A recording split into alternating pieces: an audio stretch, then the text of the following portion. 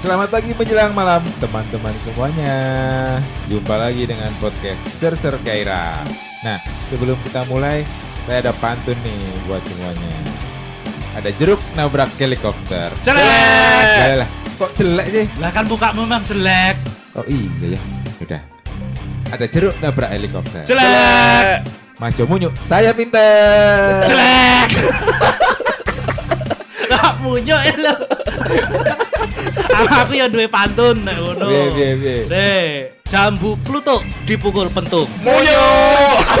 Munyo. Munyu mau gitu. Siwip munyo, bibire melentung. Ya udah, selamat mendengarkan semuanya. Assalamualaikum warahmatullahi wabarakatuh. Waalaikumsalam warahmatullahi wabarakatuh. Jumpa lagi dengan obrolan yang sebaiknya tidak Anda dengarkan. Ser Kairah. Seru. Kairahkan. Lanjut yang kemarin Mas Jo. Oh, betul sekali. Pertanyaannya apa? Kita masih bersama dengan Mas Cil di sini. Chill to the chill. Halo, selamat malam. Orang ini pagi kamu itu. Malam sekarang. Sekarang kan pagi menjelang malam. Iya. Semalaman berarti. Kemarin apa pertanyaan? Tadi apa itu? Lupa tau aku. Tesis. Iya, kemarin saya itu mau nanya apa namanya tesisnya Mas Cil itu apa? Ada hubungannya nggak dengan kondisi fintech di Republik ini terus dijadikan tema di penelitiannya atau memang pure kepengen membahas ilmu baru seperti itu? Lebih ke yang kedua sih, tapi sebenarnya pengen juga ngambil jadi ilmu baru untuk nanti diterapkan di Indonesia gitu. Jadi saya bikin tesis tuh credit scoring. Kan udah banyak. Ya. Nah, ini menariknya. Ini Apa bedanya? Apa bedanya? Kowe iki ora maido sik kowe iki. Aku cuma komentar orang maido. Komentare maido. Terus. Jadi yang beda itu credit scoringnya menyertakan parameter terkait dengan climate change. Climate change. Perubahan iklim. Perubahan iklim. Maksudnya berarti ada ISG-nya ya? Iya, ada ISG apa ISG? Environment, social and government. Oh, oke. Oh. Iya. Jadi ISG. ESG. ISG ngomongnya tak pikir I, Iya, S karo ISG. huruf G. Dulu Namanya juga Jaksel. Campur-campur. Gimana itu gimana? Jadi misalnya nih Mas Jo mau ngambil KPR gitu. Jadi saya lihat parameter yang kira-kira nanti kalau ada perubahan iklim, Mas KPR-nya Mas Jo, kreditnya Mas Jo ini ada kemungkinan gagal apa enggak? Tuh. Kamu ngambil KPR di musim kemarau bisa gagal di musim hujan. Panen toh kan. Nah, ya perubahan iklim kan.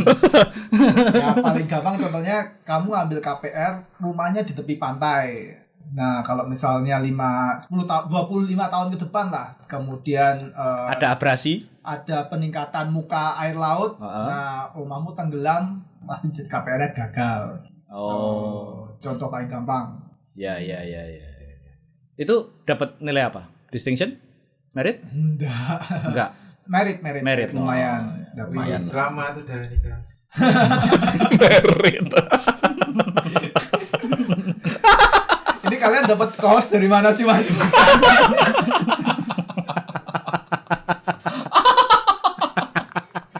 Asur aku pikiran aku.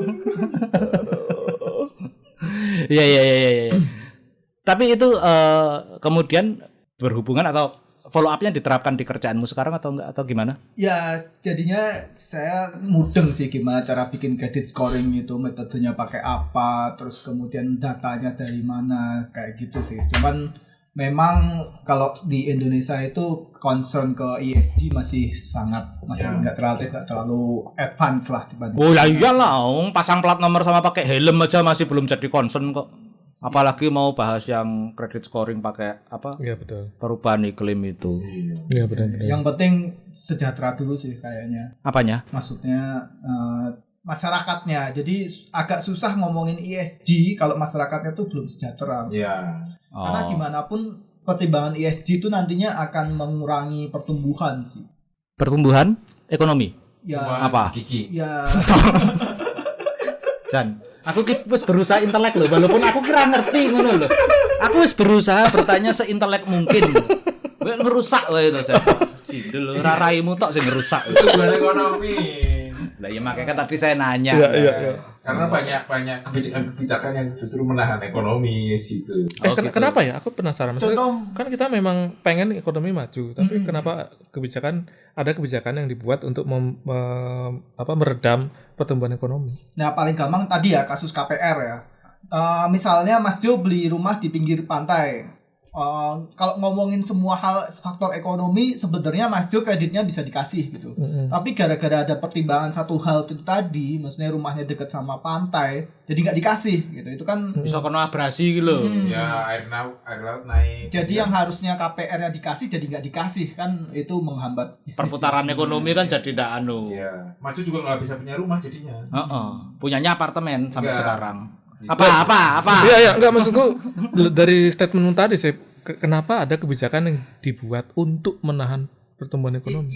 Gini. Bukan untuk menahan sih menurutku, tapi itu adalah konsekuensi dari kebijakan itu. Iya. Oh iya. Efek. Ini nawaitunya bukan kepingin kita menahan pertumbuhan ekonomi, enggak. Tapi karena ada kebijakan itu, konsekuensinya adalah ada sektor-sektor yang terpengaruh pertumbuhan ekonominya seperti itu. Ya kalau kita ngomongin ESG kan kalau misalnya perusahaan-perusahaan sekarang nggak peduli sama climate change, misalnya perusahaan elektronik dia nggak peduli dengan climate change, dia bikinnya nggak sesuai dengan ini. Freon lah kayak ngono segala Nah, macam. kalau itu dibatasi tapi emang kemampuannya di situ kan.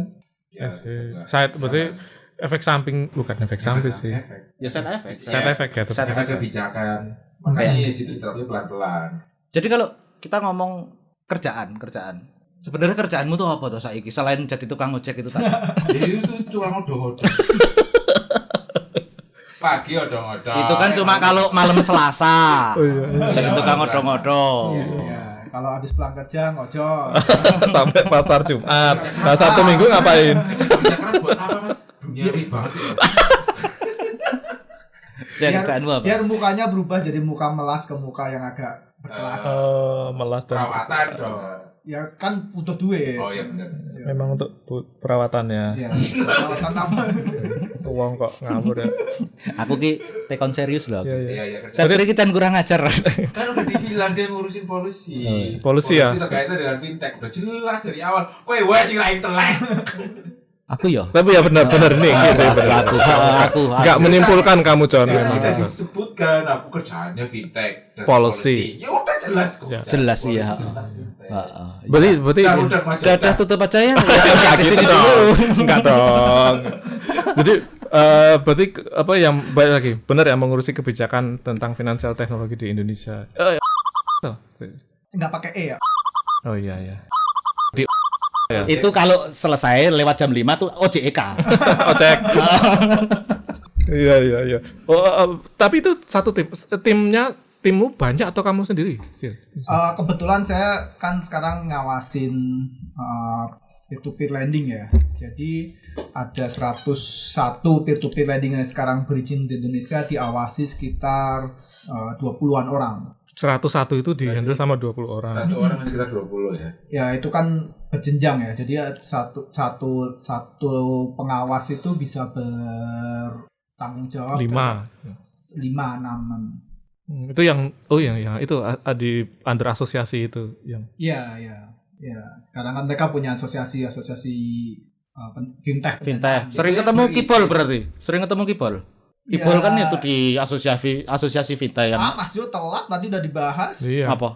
Ya kemarin terakhir ketemu sama Mas Kibi, Pak Kibi. Oh, Pak Kibi sekarang Pak namanya. Kibi. Saya ketemu Pak Kibi tuh, Pak Andi. Padahal di belakang Pak Andi. Mas Kibol. Calcil-bol. Iya. Itu yang berizin 101. 101. Yang nggak berizin. Iya. Yang diawasi Yang dan diawasi. diizinkan. Yang berizin 101, yang enggak berizin ya enggak tahu, wong enggak Yang ada nggak bisa izinnya. itu nggak under asosiasi kan dulu si Kibi pernah cerita toh. Iya.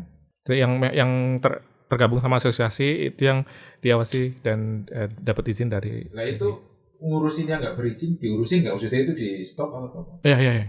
Yang nggak berizin itu diurus sama namanya Satgas Waspada Investasi. Oh ada sendiri ya. Ada sendiri. Itu gabungan sih, ada OJK, kepolisian, kejaksaan di situ, Kemenkominfo juga di situ. Nah, itu memang harusnya sih diberantas sih mereka. Nggak boleh. Nggak boleh ya. Tapi efektivitasnya? Soalnya misalnya gini ya, diberantas namanya misalnya pinjolonline.com gitu kan. Ya, di blok nih pinjolonline.com-nya. Ganti domain. Ganti domain, servernya sama, bisnisnya sama, pinjolonline1.com. Oh. Jadi berantasnya agak susah. Iya, itu kayak semprot.com itu. Sekarang udah ada domain semprot.com. Jadi duduk 123.com. Pakai VPN bisa. Pakai VPN bisa. Kalau apal IP-nya juga bisa. Kayak gitu. 46 titik something lah. Aslinya apal tuh 46 piro udah. Enggak. Tak bookmark.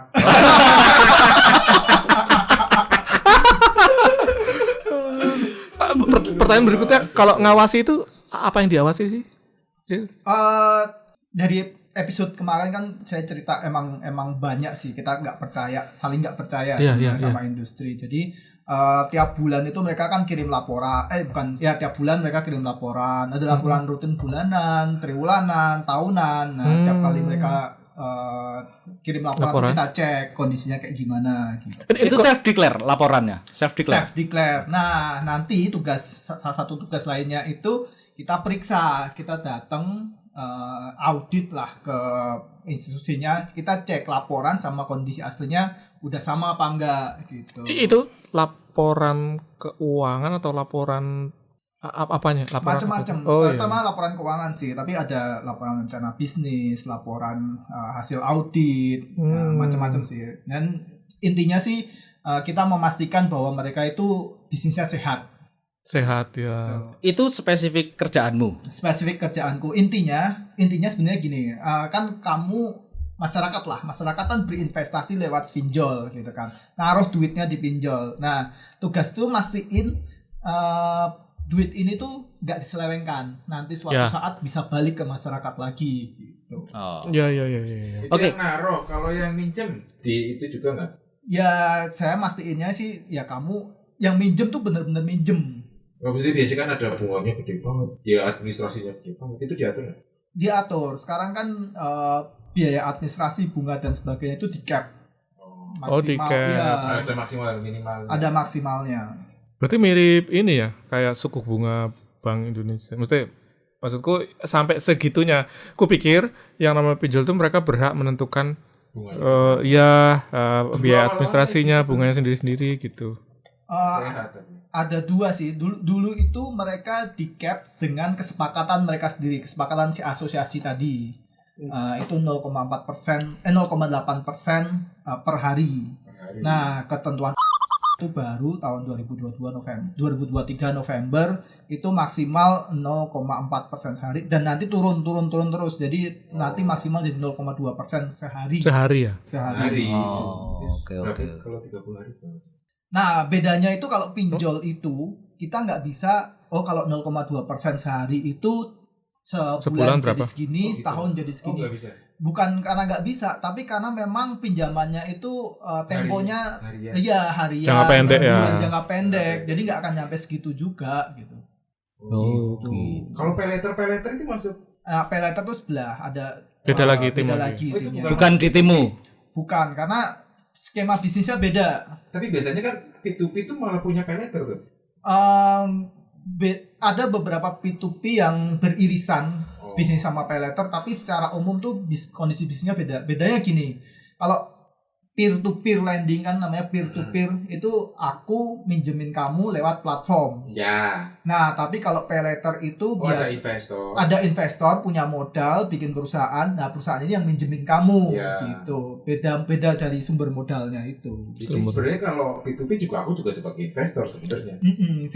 Ada dua, investor dan follower dan lender. Cuman berarti crowdfunding kan hitungannya kan. Nah, crowdfunding ada beda lagi. Beda lagi. Beda direktorat lagi. Beda direktorat lagi. Crowdfunding itu biasanya banyak orang membiayai satu project. Nah, tapi kalau peer to peer itu satu ke satu, peer to peer. Dulu perasaan peer to peer enggak satu ke satu. Ada crowdfundingnya juga tuh. Aku pernah masuk itu peer to peer tapi sebagai investor. Kowe diapusi. Bunganya gede kan. Aku Ya. minjemin selama 30 hari nih. Dapat return 20% kayak waktu dulu ya awal-awal. Kayak gitu dulu kan. Mungkin objeknya kali ini kan 20 untuk sampai 25%. Tapi itu kayak crowdfunding juga. Maksudnya aku ngasih 20. Mereka butuhnya 50 juta. Ini masih kurang 20 juta nih, tak kasih 20 juta. Aku nggak tahu ini relevan atau enggak ya. Tapi kalau di sektor real itu ada yang namanya klasifikasi baku lapangan usaha Indonesia. Satu perusahaan itu dia bisa punya KBLI banyak. KBLI itu jenis usahanya. Jadi dia bisa perdagangannya bisa, industrinya bisa, terus pertaniannya juga bisa. Ya mungkin yang ada di tempatmu dulu itu adalah satu perusahaan, dia punya lini bisnis yang berbeda-beda, ada crowdfundingnya ada, peer to peer-nya ada. Bisa gitu. Kayak seperti itu. Mungkin seperti itu atau gimana? Enggak sih. Jadi Boleh. satu perusahaan cuma boleh satu izin. Peer to peer atau crowdfunding. Atau crowdfunding. Bedanya kalau peer to peer tadi Mas Septri bener sih. Jadi memang masalahnya perusahaannya butuh 100 juta. Mas Septri cuma punya 20 juta. Ya, dia harus ngambil dari 5 orang. Tapi bedanya kalau misalnya peer to peer itu dia jangka pendek untuk proyek-proyek cepet. Hitungannya harian. Hitungannya ya maksimal kayaknya 6 bulanan gitu lah. 6 bulanan. Nah, tapi kalau crowdfunding itu biasanya jangka waktunya lebih panjang. Crowdfunding itu jatuhnya kamu kayak beli saham. Investor. Iya. Oh, jadi produktif sama konsumtif itu kali saya. Maksudnya yang borrowernya konsumtif itu ya untuk yang P2P, yang kamu itu yang produktif. Peer to peer juga ada produktifnya. Cuman bedanya kalau crowdfunding itu lebih jangka panjang, lebih ngingkat kayak beli saham itu.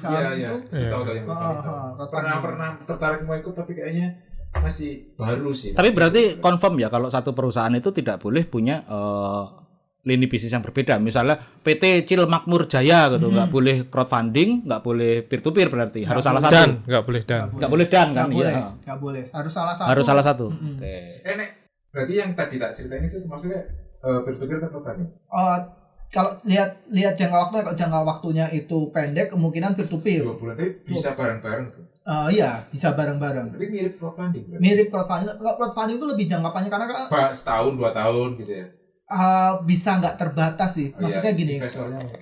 Kalau crowdfunding itu duitmu baru bisa balik kalau dibeli orang lain. Jadi kan tadi kayak beli saham ya. Punya Sahammu dibeli sama orang lain atau dibeli balik sama si yang punya perusahaan gitu.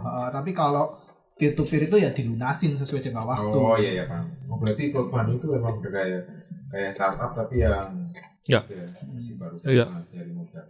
Oke, topik kedua hari ini. Mengingat Masil ini hitungannya kan masih fresh graduate juga ya. Fresh post graduate. Fresh tapi post. Piye kuwi? Karepmu lah. Fresh post graduate ya. Dalam artian memang baru banget juga balik dari baru lulus UK dari seperti postgraduate. Baru lulus dari postgraduate di UK. Nah, disambungkan dengan kemarin kita kan sempat bahas kalau Mas Cil ini punya banyak profesi sebelum akhirnya jadi tukang fintech gitu loh. Sebelum jadi tukang fintech, tukang es degan, tukang odong-odong, tukang apa lagi ojek kayak gitu. Tukang jaga kos. Enggak. Kemarin ini kan sempet rame ya lowongannya dari mana sih aku lupa yang dia ngasih persyaratan ini banget dewa banget lah gitu. TOEFL-mu harus bagus, IPK-mu harus di atas 3,5 seperti itu. Kereta. Oh ya, KI ngasih requirement luar biasa banget gitu loh. Yang kalau mungkin kita sekarang berempat yang ada di sini itu daftar KI sekarang, itu nggak ada yang lolos. Sumpah, nggak ada yang lolos. TOEFL-mu harus sekian, IPK-mu harus sekian kayak gitu. Nah, Mas Cil sendiri memandang hal ini tuh bagaimana dalam artian perusahaan-perusahaan yang kemudian ngasih syarat berlebih seperti itu dan kemudian karena masih fresh graduate, pendidikan itu seharusnya terutama universitas itu seharusnya bagaimana gitu loh. Nyiapin itu. Ya kasus yang kemarin ya. Jadi minimal IPK-nya kalau nggak 1 3,5. Nah, Mas Jo aja 2,9 wes. Aku nggak akan aku nggak akan mungkin IPK-nya si Wip loh karena lebih di bawah saya. 2, berapa? 2,7. Untung di sini nggak ada bongkre. Lebih rendah lagi. Ada bongkre 2,5. Ada bongkre pun untung kita belum ngundang Ical. Ical masih 2,34. Itu Ji Samsu itu tadi ya, kemarin dia daftar Ji Samsu pasti diterima. Oh sama ini PK-nya sama Ji Samsu ini. Kayak Saya paling intelek di atas 3,9. Oh iya dari 10. Saya 3,16. Di atas 3,9. Aku paling pinter ya. Aku paling pinter coy. 3,3. ya Gusti Allah ki adil. Kowe pengen pinter apa ganteng? Berarti aku paling ganteng nang kene.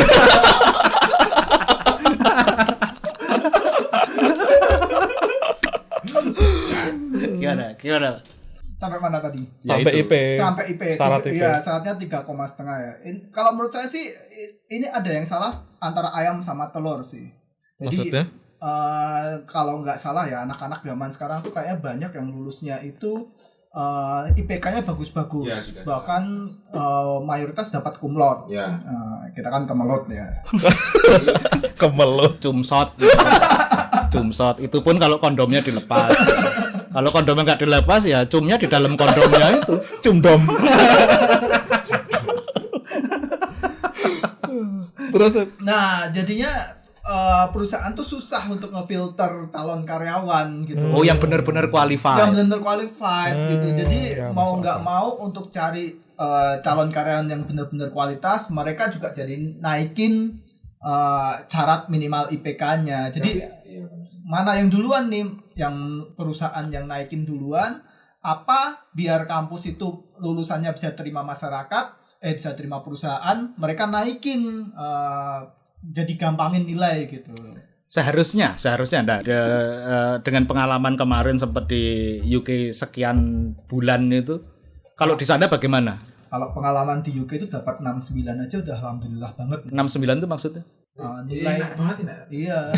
Kalau dapat 69 tuh alhamdulillah banget. Soalnya Itu enggak sampai intercourse kalau 69. Nanggung. bangke nih.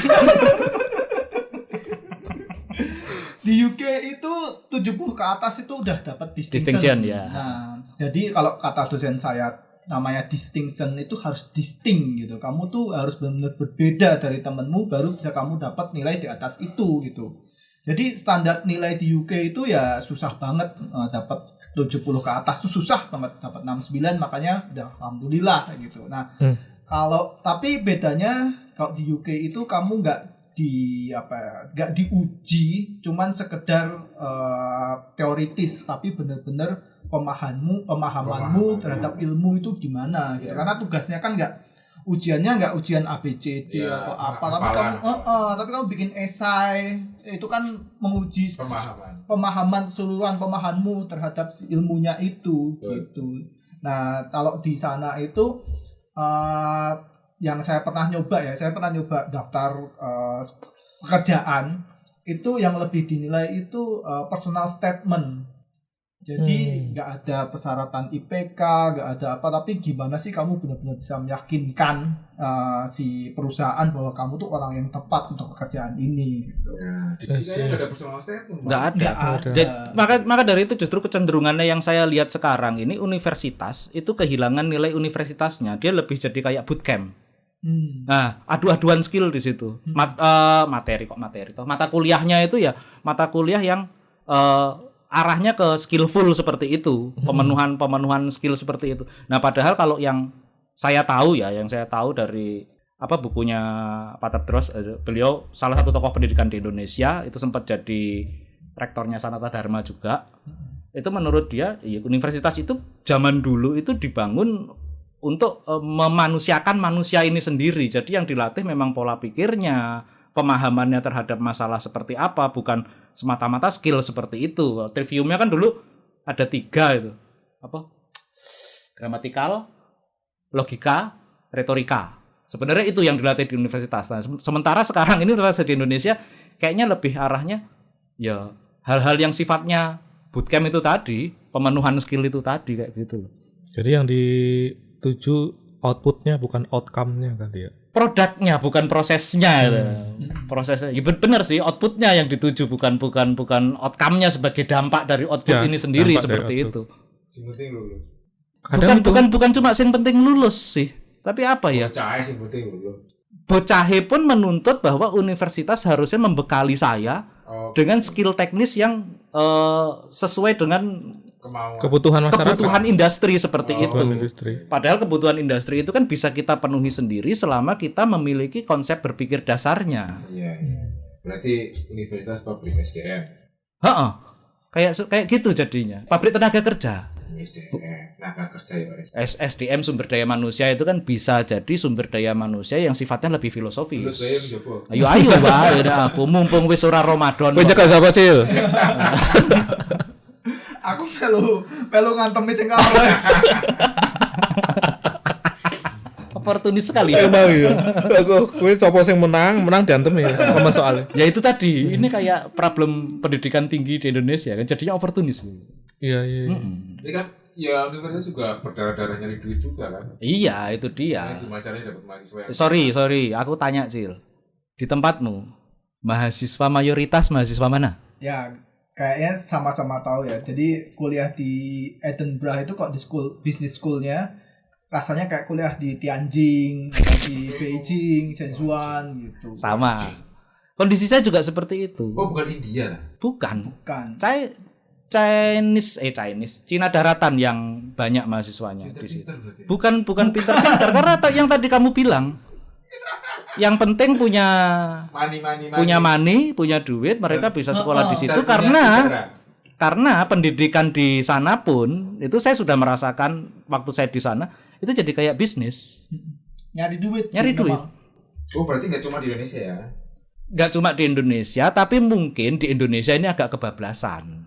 Nyari duitnya. Nggak memikirkan kalau sebenarnya. Kalau masih memikirkan pendidikannya gitu ya. Kalau di sana, setahu saya ya, beberapa teman seangkatan saya itu ada yang memang tidak lulus.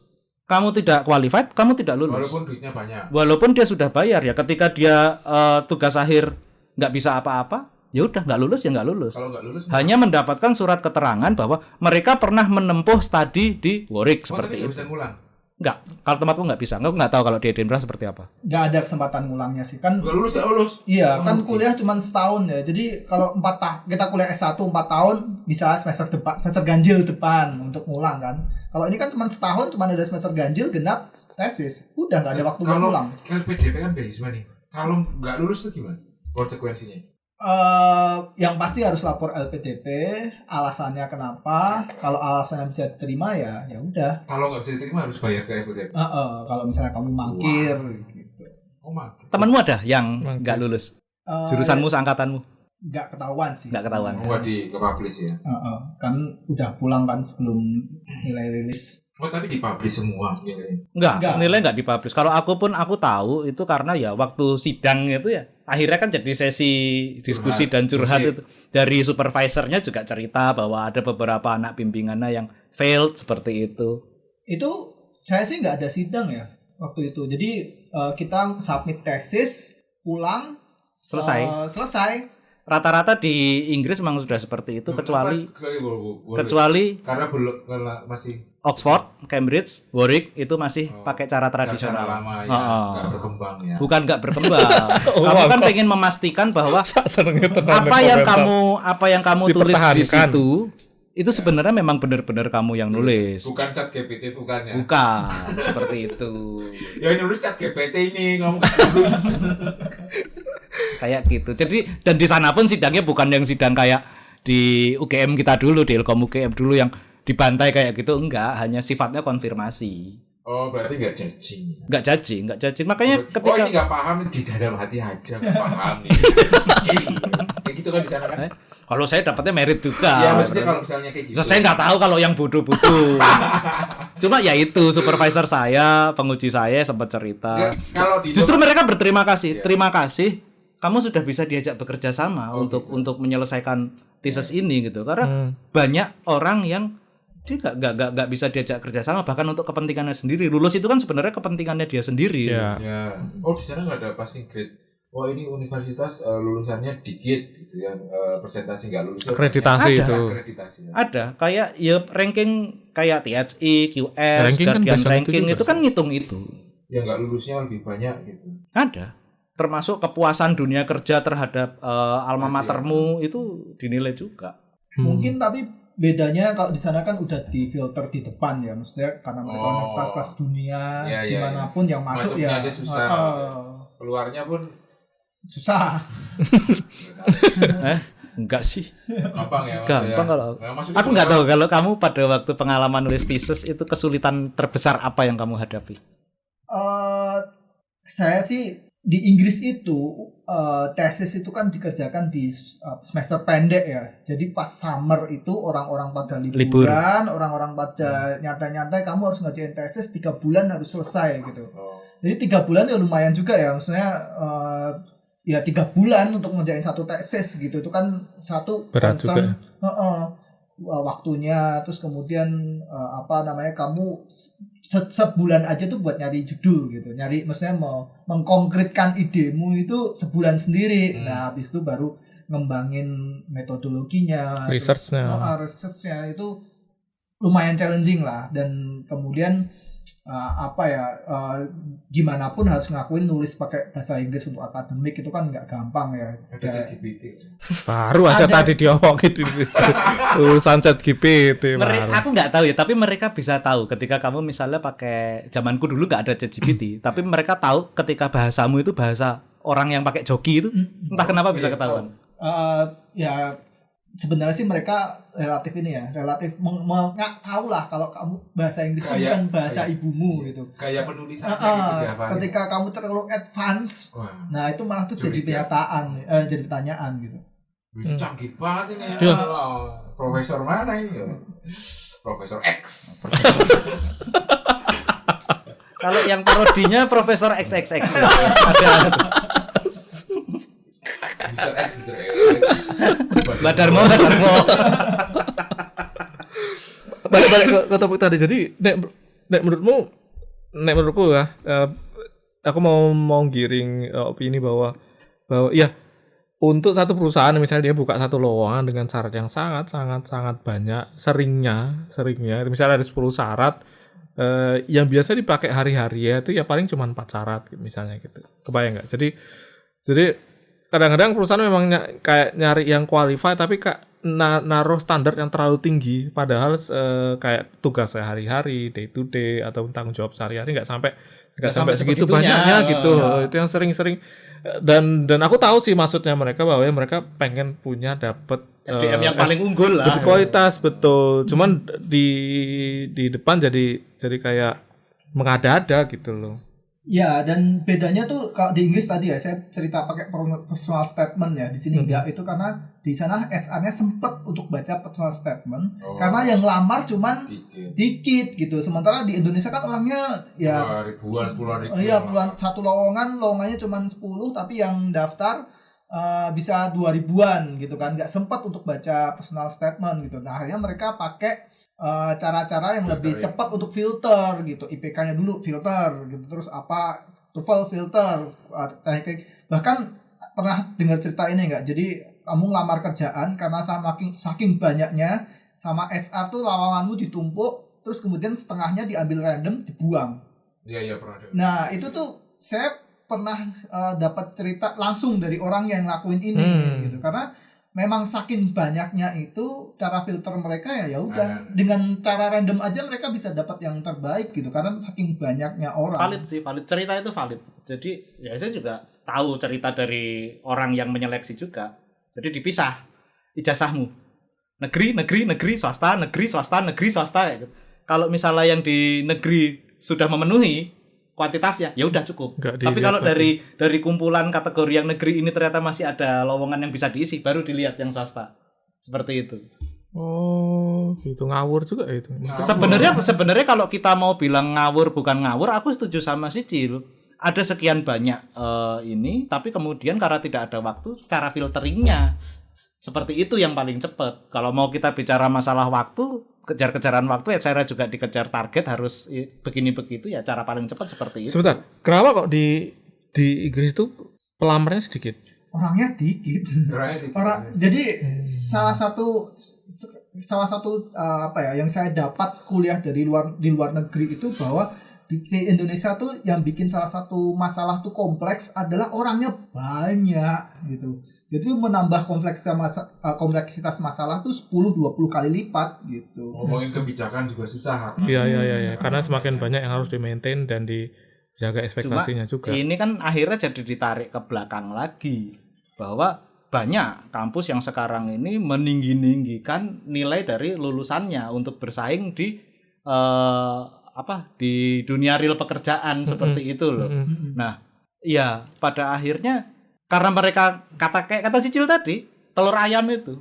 Karena mereka ngawur, ya udah cara seleksinya paling gampang ya di filtering seperti itu. Mungkin kalau misalnya dari kampus pun sendiri bertanggung jawab penuh, quote and quote ya, terhadap mutu lulusannya, cara-cara seperti itu nggak perlu gitu. Atau pakai AI. Ya bisa jadi seperti itu. Ide bisnis baru ya bikin. Tapi kan kembali lagi, ketika dia keluar dari kampus, IPK 3,5-nya itu benar-benar mencerminkan pemahaman 3,5 selayaknya atau bukan, seperti itu. Iya benar-benar. Kayak gitu. Dari situ Ya sih. sekarang mahasiswa dikasih nilai B aja ngamuk kok. Iya. Kalau mau dapat B tinggal nulis bismillah sih.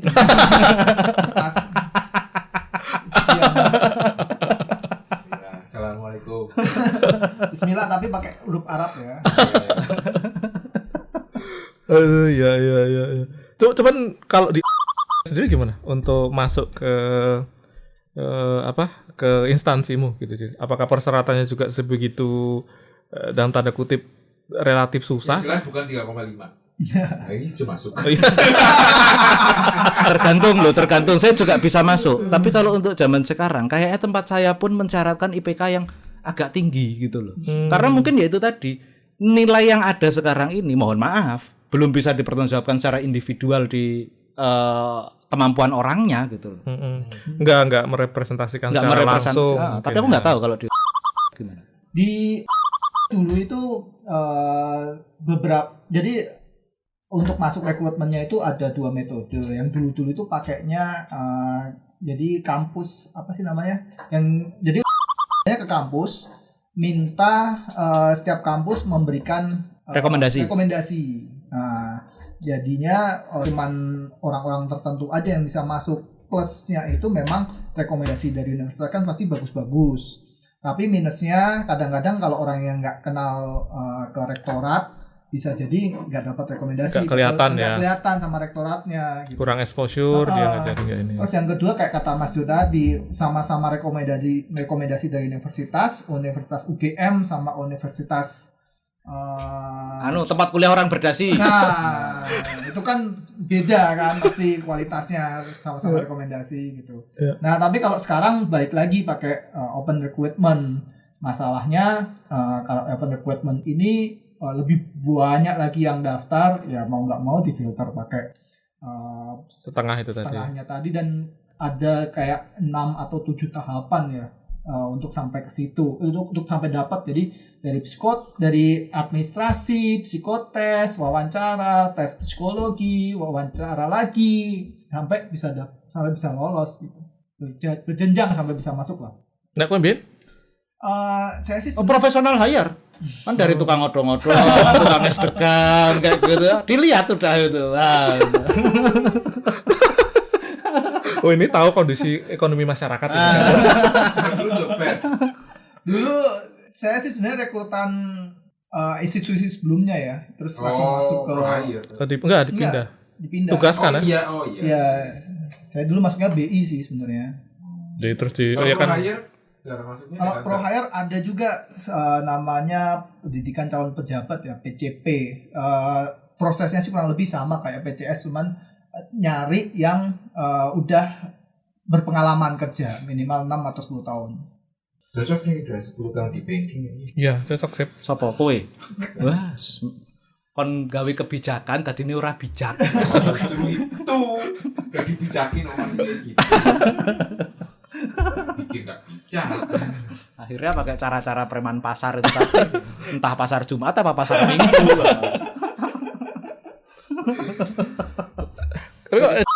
Sendiri kan kamu di divisi ya hitungannya yang menangani atau mengawasi departemen ya yang mengawasi peer-to-peer lending.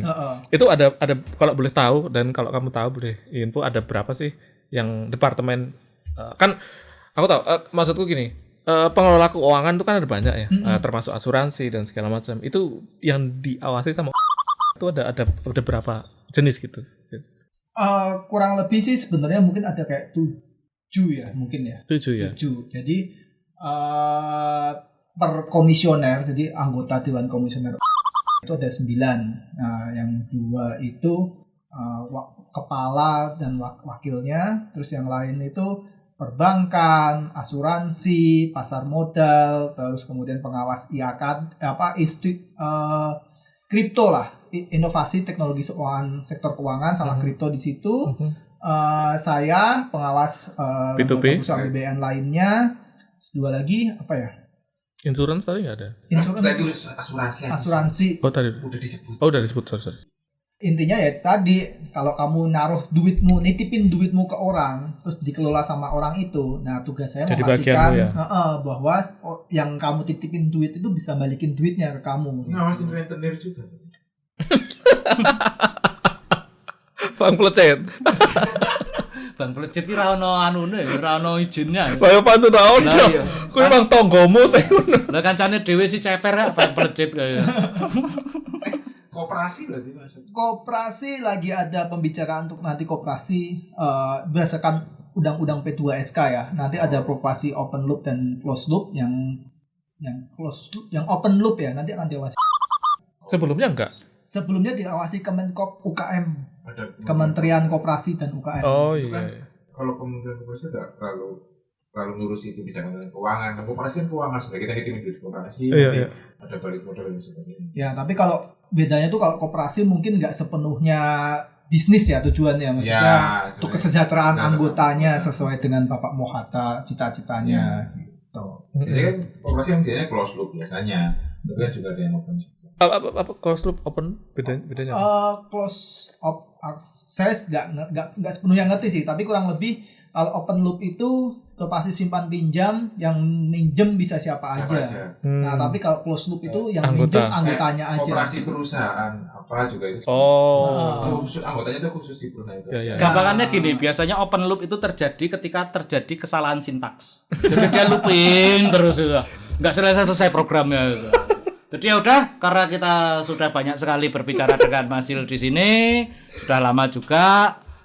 Sementara kita cukupkan sampai di sini dulu, teman-teman sekalian. Cukup. Cukup. Emang masih ada apa? Masih ada apa? Hah? Loh toh. Bocah iki koyo ngene ya. Ya sudah, karena udah kita 30 menit udah intelek banget ya. Udah 40 ini. Lah ya 40 menit inteleknya cuma 2 menit. Jadi kita kasih kehormatan kepada bintang tamu kita pada tamu, kesempatan kali ini. Tamu dong. Oh ya, bintang tamu kita pada kesempatan kali ini untuk menutup pembicaraan pada siang hari ini. Silakan, Mas Cil. Terima kasih Mas Jo, Mas Wib, Mas Setri udah diundang hari ini. Ditutupnya dikunci apa ya? Dikunci aja daripada nanti ada maling masuk repot. Wong kok ngawur. Terima kasih waktunya udah diundang di sini. Nanti kalau ada apa-apa silakan hubungi Mas Setri aja. Oke, assalamualaikum warahmatullahi wabarakatuh. Ya, berakhirlah sudah episode ini, wahai kawan-kawan semua.